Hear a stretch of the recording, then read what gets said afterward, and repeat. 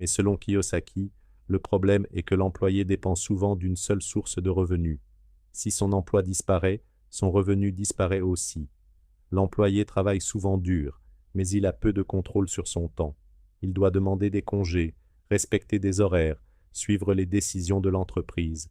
Cela ne veut pas dire qu'être employé est mauvais, mais le livre explique que si une personne veut devenir libre financièrement, elle ne doit pas seulement dépendre de son salaire. Le quadrant S, le travailleur indépendant.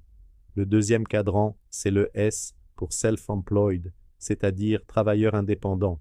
Ici, on retrouve les freelances, consultants, petits entrepreneurs, médecins, avocats, artisans, commerçants, coachs, créateurs, etc.